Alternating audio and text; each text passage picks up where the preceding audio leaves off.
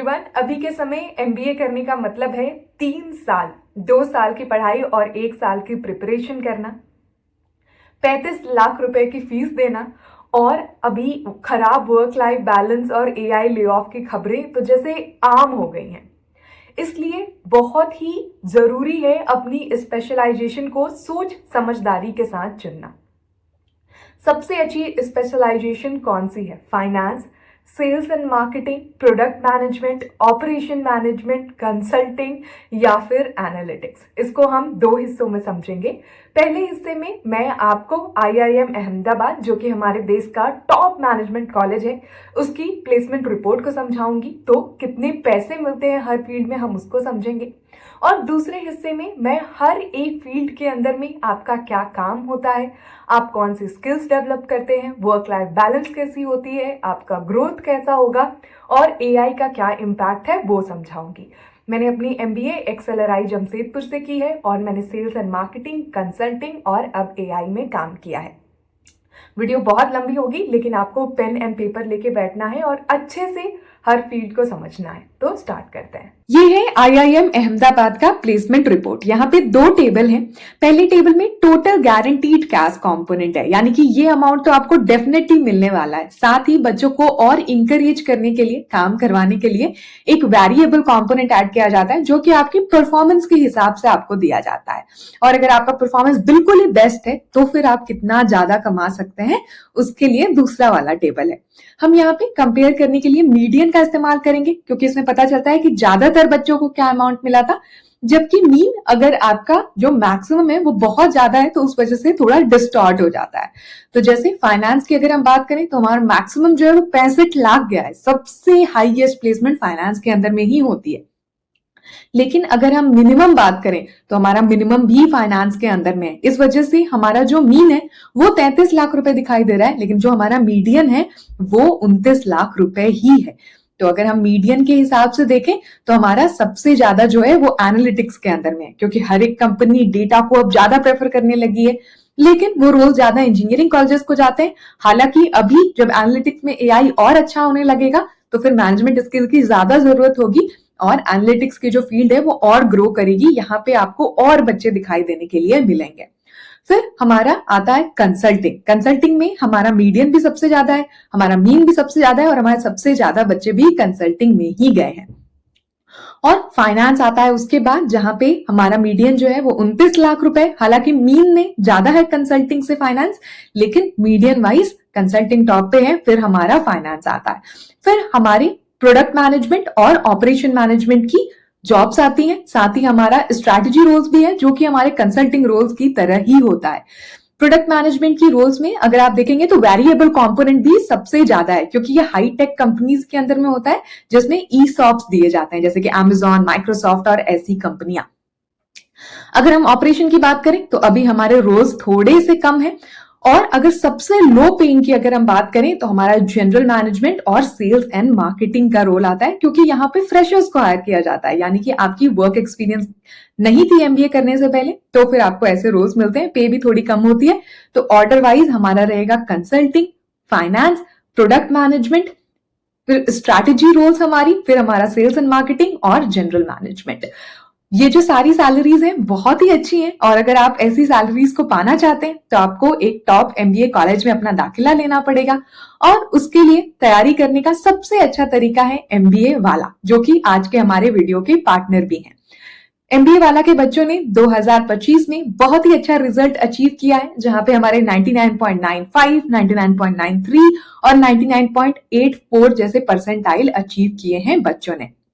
और इसका सबसे बड़ा श्रेय जाता है इनकी फैकल्टी को, जहां पे आपको ऐसी फैकल्टी मेंबर्स मिलेंगी जिन्होंने खुद 99 परसेंटाइल से ज्यादा स्कोर किया है और साथ ही 10 साल से ज्यादा का उनका टीचिंग एक्सपीरियंस रह चुका है। तो जैसे आपको वीएआरसी के लिए जूही नरूला मैम मिल जाएंगी, वैसे ही आपको एलआरडीआई के लिए गौरव सर और अमित सर जैसे टीचर्स मिलेंगे, और क्वांट के लिए आपको विनीत सर और राहुल सर की गाइडेंस मिलेगी। यहाँ पे 2 बैचेस हैं जिनको मैं डेफिनेटली आपके लिए मेंशन करना चाहूंगी। पहला है हमारा इलाइट बैच, जो कि कैट और ओमैट की कंप्लीट सिलेबस को आपके लिए लाइव क्लासेस के थ्रू कवर करवाता है, और साथ ही आपको उसके रिकॉर्डेड लेक्चर्स भी मिल जाते हैं, जिनको आप अनलिमिटेड टाइम्स तक देख सकते हैं। आपको डीपीपीज मिलती हैं, तो आप डेली क्वेश्चंस को सॉल्व करें। आप लिए वीकली टेस्ट होते हैं और कैट पैटर्न पे ही बेस्ड आपके मॉक्स होते हैं। और अगर आप उनके डाउट को सॉल्व करवाना चाहते हैं तो आपके लिए 24/7 डाउट सर्विस अवेलेबल रहती है। साथ ही अगर आप इससे और बेटर बैच लेना चाहते हैं तो आप प्रो बैच को कंसिडर कर सकते हैं, जहां पे आपको इलाइट बैच के तो सारे फीचर्स मिलेंगे।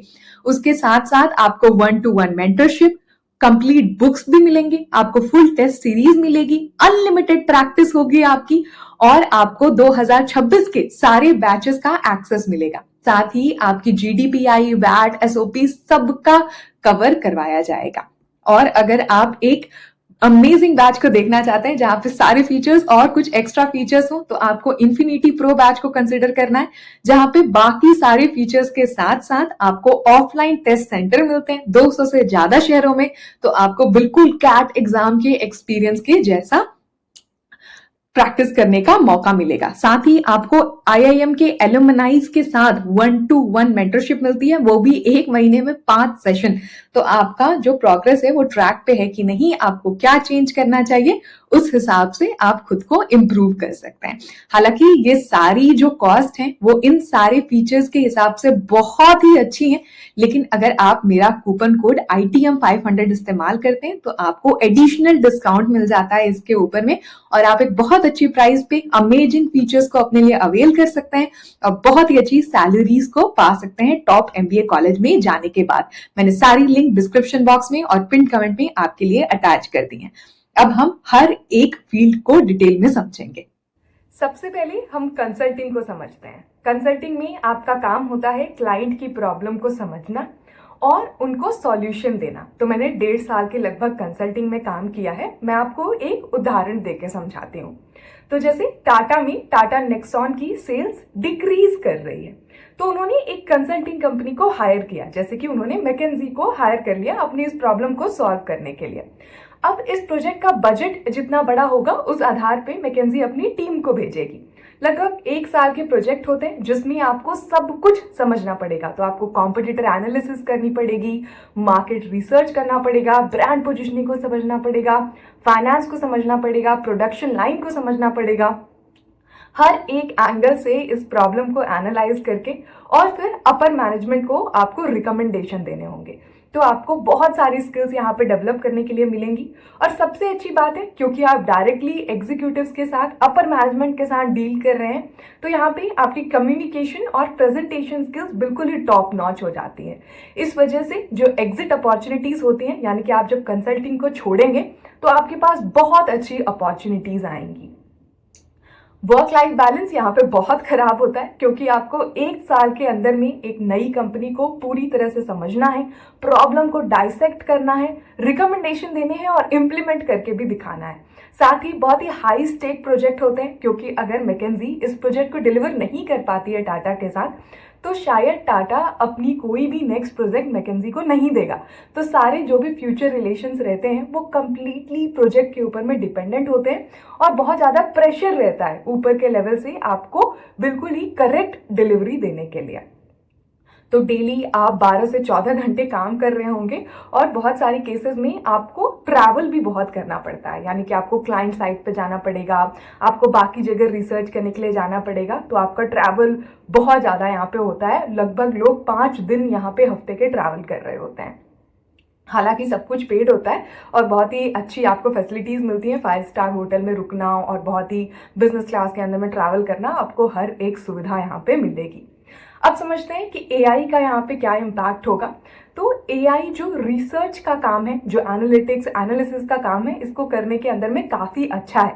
तो पहले जो कंसल्टेंट हफ्तों हफ्तों गुजारा करते थे मार्केट को समझने के लिए और मार्केट पोजीशनिंग को समझने के लिए, ये सारी चीज़ें अब एआई की मदद से बहुत आसान हो गई हैं।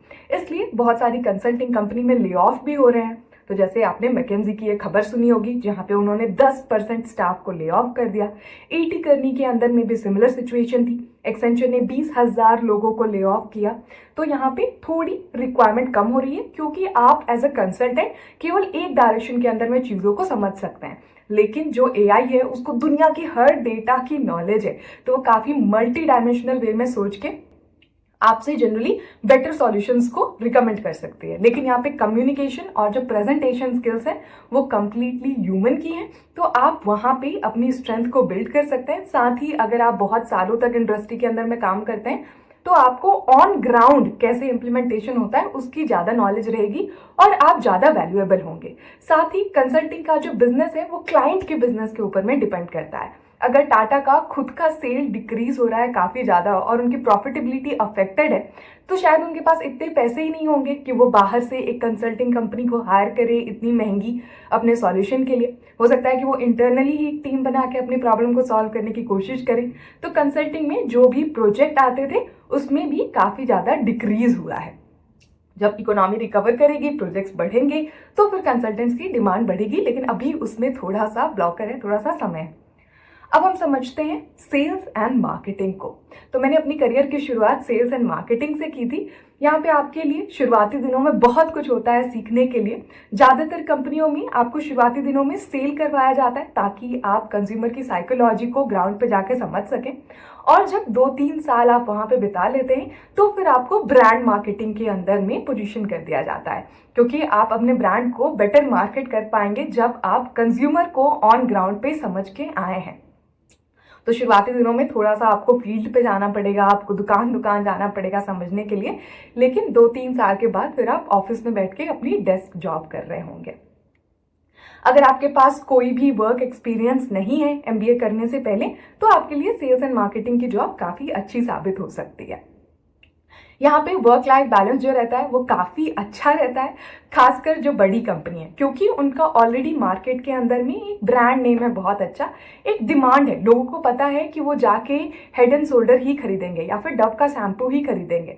तो आपकी एक बेसिक डिमांड जो है वो हमेशा आती रहती है। आपको एक हाइजीन एंड हेल्थ मेंटेन करके रखना होता है कि कॉम्पिटिटर कुछ बहुत ही अच्छा कर रहे हैं तो फिर आपको भी वहाँ पे कैचअप करना पड़ता है। लेकिन ऐसा डे टू डे कोई बहुत ज़्यादा प्रेशर नहीं रहता है। हाँ, साल के अंत में जब ईयर क्लोजिंग हो रही होती है आपके फाइनेंस की, तो आपका जो टारगेट है वो मीट होना चाहिए, तो आपको उस वक्त थोड़ा सा प्रेशर क्रिएट होता है, नहीं तो बाकी दिन बहुत अच्छे रहते हैं।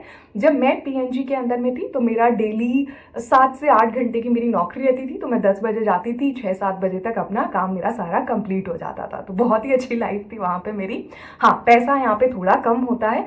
अगर आप 6-7 साल भी काम कर रहे हैं तो आपको 1 करोड़ क्रॉस होने के अंदर में या फिर इंटरनेशनल रिलोकेशन के अंदर में काफ़ी ज़्यादा डिफिकल्टी होती है यहाँ पे। तो पैसा कम है लेकिन वर्क लाइफ बैलेंस बहुत अच्छा है। और अगर हम AI के इम्पैक्ट की बात करें तो यहाँ पे AI का इम्पैक्ट रिलेटिवली काफ़ी कम है, क्योंकि आपको फील्ड की नौकरी करनी होती है, आपको जाके कंज्यूमर से समझना है, आपको सेल्स के टारगेट कंप्लीट करने हैं, ह्यूमन के साथ कोऑर्डिनेट करना है। तो इन चीज़ों के अंदर में अभी AI का इम्पैक्ट बहुत कम है। हाँ, मार्केटिंग के अंदर में क्रिएटिव्स में AI ने काफ़ी लीड ली है, तो वहाँ पे थोड़ा बहुत इम्पैक्ट है। लेकिन अगर अपने आप को आप स्किल अप करते हैं तो उन चीज़ों से आप खुद को बेनिफिट कर सकते हैं। यानी कि बाकी एक कोई ब्रांड मैनेजर है जिसको AI की कोई भी स्किल नहीं है, अगर आप AI सीखते हैं तो आप उनसे वहाँ पे बेटर परफॉर्म करेंगे। लेकिन वहाँ पे ले ऑफ की सिचुएशन अभी तक नहीं है और मुझे नहीं लगता है कि अभी नियर फ्यूचर के अंदर में भी कोई बहुत बड़ा डायरेक्ट इम्पैक्ट वहाँ पे होने वाला है। तो एक बहुत अच्छा करियर है शुरुआत करने के लिए अपना। अब आते हैं हम तीसरे पॉइंट के ऊपर में, जो हमारा ऑपरेशन मैनेजमेंट है। यहाँ पे आपका काम होता है end to end supply chain को मैनेज करना। तो जैसे हम जेप्टो के बारे में सोचते हैं तो जेप्टो का एक नया वेयर हाउस खोलना है, तो उनका लोकेशन क्या रहना चाहिए ताकि उनकी कॉस्ट सबसे कम हो सके और रेवेन्यू सबसे ज़्यादा हो सके, यानी कि वहाँ पे कंज्यूमर्स भी हों लेकिन वहाँ पे पैसे कम हो वेयर हाउस को खोलने के। अगर हमने वेयर हाउस खोल लिया तो वहाँ पे कौन से आइटम्स के कितने स्टॉक रखने हैं ताकि हम बहुत ज़्यादा स्टॉक रख के उसको ख़राब ना करें और बहुत कम स्टॉक रख के डिमांड्स को और ऑर्डर्स को खोए भी ना। तो ये सारी जो एंड टू एंड प्रॉब्लम होती है मैनेज करने की, ये सारी आपकी ऑपरेशन मैनेजमेंट के अंदर में आती है। भारत के अंदर में ये जो कंपनियां हैं इनका काफ़ी इंक्रीज हुआ है, राइज हुआ है अभी रिसेंट पास्ट के अंदर में, जैसे कि जोमैटो, स्विगी, जेप्टो, ब्लिंकिट और ऐसी ना जाने कितनी 10 मिनट की डिलीवरी एप्स अभी आ चुकी हैं। तो इसमें वेयर हाउस इंक्रीज होगा, लास्ट मिनट डिलीवरी के ऊपर में काम होगा, तो यहाँ पे बहुत ज़्यादा ग्रोथ पोटेंशियल है। अगर मैं वर्क लाइफ बैलेंस की बात करूं तो थोड़ा कॉम्प्रोमाइज्ड है यहाँ पे, क्योंकि आपको ग्राउंड पे जाके बिल्कुल वेयर हाउस को एंड टू एंड मैनेज करना होता है, पूरे लेबर स्टाफ को मैनेज करना होता है, एनालिटिक्स की बहुत सारी प्रॉब्लम आपको सॉल्व करनी होती हैं ताकि आप बेस्ट रूट्स को, बेस्ट लोकेशंस को, बेस्ट आइटम की स्टॉक्स को फाइंड कर सकें। आप जितना ज़्यादा कंपनी को यहाँ पे प्रॉफिट मार्जिन कमाने का मौका देंगे, आपके लिए उतना अच्छा यहाँ पे ग्रोथ रहेगा। हालांकि थोड़ा लेबर इंटेंसिव यहाँ पे काम होता है, क्योंकि आपको बिल्कुल ऑन ग्राउंड पे प्रेजेंट रहना है। तो आपको डेस्क जॉब से प्यार है तो ये जॉब शायद आपके लिए नहीं है। आपको यहाँ पे वर्क फ्रॉम होम की भी कोई अपॉर्चुनिटी शायद ही मिलने वाली है। एआई का अगर हम इम्पैक्ट करें तो एनालिटिक्स के अंदर में एआई काफ़ी अच्छा है, तो उसमें डेफिनेटली हेल्प होगी आपकी। लेकिन जो हमारी ग्रोथ है इन कंपनियों की वो बहुत ज़्यादा है, तो यहाँ पे और सारे जॉब्स क्रिएट होंगे। और अगर आप खुद को एआई से अपस्किल कर लेते हैं तो आप काफ़ी ज़्यादा वैल्यूएबल बनेंगे इन कंपनियों के लिए। मुझे लगता है कि रिसेंट फ्यूचर के अंदर में आपको जोमैटो, स्विगी, ब्लिंकिट जैसी कंपनियां टॉप एमबीए कॉलेज से भी हायर करते हुए दिखाई देंगी, जिस हिसाब से इनका एक्सपेंशन चल रहा है। अब आते हैं हम अपने फोर्थ करियर ऑप्शन के ऊपर में, जो है हमारा प्रोडक्ट मैनेजमेंट। तो प्रोडक्ट मैनेजमेंट बहुत सारे जो टेक बैकग्राउंड के बच्चे रहते हैं उनके लिए बहुत एस्पायरिंग करियर रहता है। अगर आपका वर्क एक्सपीरियंस है, यानी कि आपने अपनी एजुकेशन करने के बाद से कुछ साल काम किया और फिर आप एमबीए करने के लिए गए, तभी आपको प्रोडक्ट मैनेजमेंट की जॉब्स के लिए प्रेफर किया जाता है, क्योंकि यहाँ पे बहुत ही कंपल्सरी होता है वर्क एक्सपीरियंस के साथ आना। जो टेक कंपनीज हैं उनका काफी डाउनफॉल चल रहा है। आपने माइक्रोसॉफ्ट, अमेजॉन, गूगल सबके ले ऑफ के बारे में सुना होगा, इसलिए प्रोडक्ट मैनेजमेंट की जॉब्स अभी थोड़ी कम है। आपको स्टार्टअप्स के अंदर में भी प्रोडक्ट मैनेजमेंट की जॉब दिखाई देंगी, लेकिन वहां पे आपसे जो एक्सपेक्टेशन है वो बहुत ज्यादा हो गई है। क्योंकि पहले क्या होता था, प्रोडक्ट मैनेजमेंट का काम था एक प्रोडक्ट के फीचर को मैनेज करना, एक प्रोडक्ट को मैनेज करना। तो जैसे उदाहरण के लिए मिंत्रा के अंदर में एक नया फीचर लाना है जिसमें मेरी परचेज हिस्ट्री के हिसाब से और मेरा जो स्टाइल है उस हिसाब से एआई की मदद से मिंत्रा मुझे नए प्रोडक्ट्स रिकमेंड करे या फिर मुझे नए प्रोडक्ट की लिस्ट भेजे। तो इसमें एक प्रोडक्ट मैनेजर का काम होगा इस पूरे फीचर को एंड टू एंड डिजाइन करना, उसका डेवलपमेंट कैसे होगा, मार्केट कैसे होगा, उसकी पोजीशनिंग कैसे होगी, सब कुछ टाइम लाइन के आधार पे डिलीवर करना।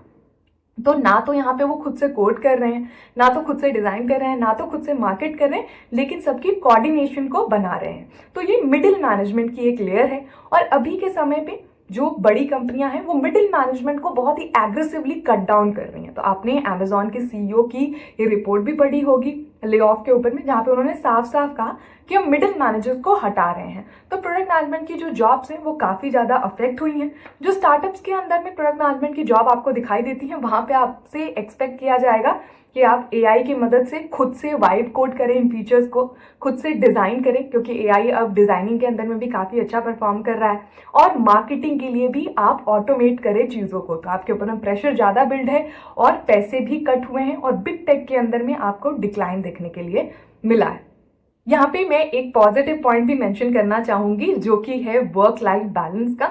तो प्रोडक्ट मैनेजमेंट के अंदर में आपको काफी अच्छी वर्क लाइफ बैलेंस देखने के लिए मिलती थी। यहाँ पे आपको remote work from home job opportunities और डेस्क जॉब भी मिलते थे। तो अगर आप इसमें इंटरेस्टेड हैं तो फिर आपके लिए बहुत ही अच्छा यहाँ पे साबित होगा, लेकिन आपको एआई बहुत अच्छे से सीखना पड़ेगा। अब आते हैं अपने पांचवें करियर ऑप्शन के ऊपर, जो कि है हमारा फाइनेंस। तो फाइनेंस की सैलरी सबसे अच्छी होती है, खासकर अगर आप investment banking, private equity, venture capital के अंदर में एंट्री करते हैं।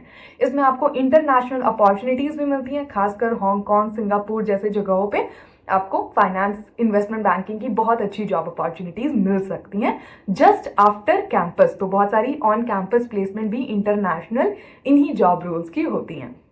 लेकिन वहीं पे एक दूसरा साइड भी है फाइनेंस का, जो कि कॉर्पोरेट और रिटेल बैंकिंग का होता है। जैसे कि हमारे जो भी बड़े बैंक्स हैं देश के अंदर में, जैसे जेपी मॉर्गन हो गया, एचएसबीसी हो गया, गोल्डमैन सैक्स हो गया, तो यहाँ पे आपको कॉर्पोरेट या फिर रिटेल बैंकिंग की जॉब्स मिलती हैं, जो कि थोड़ा लो पेइंग होती है। तो आपके रिलेशनशिप मैनेजर या फिर प्रोजेक्ट मैनेजर टाइप की जॉब होती है, जो कि एक्चुअल फाइनेंस नहीं है। आपको सेल्स या फिर बैकएंड टाइप की रोल्स मिलती हैं, डेटा एंट्री टाइप की रोल्स मिलती हैं। लेकिन आप अगर उसमें काम करते रहते हैं, ग्रो करते हैं, तो फिर आप और फाइनेंस के अंदर में अपना करियर बना सकते हैं। तो वर्क लाइफ बैलेंस अगर मैं कहूँ तो IBPVC के अंदर में तो बहुत खराब होती है, क्योंकि इतना ज़्यादा आपका पे है, आपको कॉन्स्टेंटली ऑन द मूव रहना पड़ता है। मार्केट जो इतना ज़्यादा वॉलेटाइल है अभी, उसको पूरा लगातार कॉन्स्टेंटली ट्रैक करके समझते रहना पड़ता है। रिटेल और कॉर्पोरेट बैंकिंग की बात करें तो ये नॉर्मल सी डेस्क जॉब होती है, जहाँ पे आपका वर्क लाइफ बैलेंस काफ़ी बेटर रहेगा, लेकिन पे भी कम है। अगर हम AI के इम्पैक्ट की बात करें तो IBPVC के अंदर में बहुत ही कम इम्पैक्ट है, क्योंकि इसमें डायरेक्ट ह्यूमन के साथ आप कोऑर्डिनेट कर रहे होते हैं, हाई नेटवर्थ इंडिविजुअल्स और बैंक्स के साथ। तो जॉब रोल्स भी कम है, लेकिन AI का इम्पैक्ट भी कम है। जबकि रिटेल और कॉर्पोरेट बैंकिंग में बहुत AI का इम्पैक्ट है। जो भी बड़ी बैंक्स हैं वो अभी AI की वजह से मैसिव ले ऑफ्स कर रही हैं। तो आपने मॉर्गन स्टैनली, JP मॉर्गन के ले ऑफ की न्यूज़ जरूर सुनी होगी। और अगर आप खुद को यहाँ पे अपस्किल नहीं कर रहे हैं AI के साथ, तो आपके लिए डिफिकल्ट होगा सर्वाइव करना। इसके अलावा अगर हम एनालिटिक्स की जॉब रोल की बात करें तो अभी के समय पे हर एक कंपनी अपना हर एक डिसीजन डेटा ड्रिवन लेना चाहती है। और जैसे जैसे हम AI के साथ आगे बढ़ रहे हैं, वैसे वैसे एनालिटिक्स और डेटा अंडरस्टैंडिंग की रिक्वायरमेंट और बढ़ती जा रही है। चाहे आपने मैनेजमेंट का एजुकेशन किया हो या फिर आपने आर्ट्स पढ़ी हो, जो भी आपका बैकग्राउंड हो, आपसे एक्सपेक्टेशन है कि आप डेटा के साथ बहुत ज़्यादा कंफर्टेबल हो। तो ऐसे जो जॉब रोल्स हैं वो काफ़ी इंक्रीज करेंगे। अगर आपने अपनी मैनेजमेंट कर ली, साथ में आपने AI और टेक्निकल स्किल्स को भी डेवलप कर लिया, तो आप यहाँ पे बिल्कुल अनस्टॉपेबल हो जाएंगे और आपकी ग्रोथ बहुत अच्छी होने वाली है।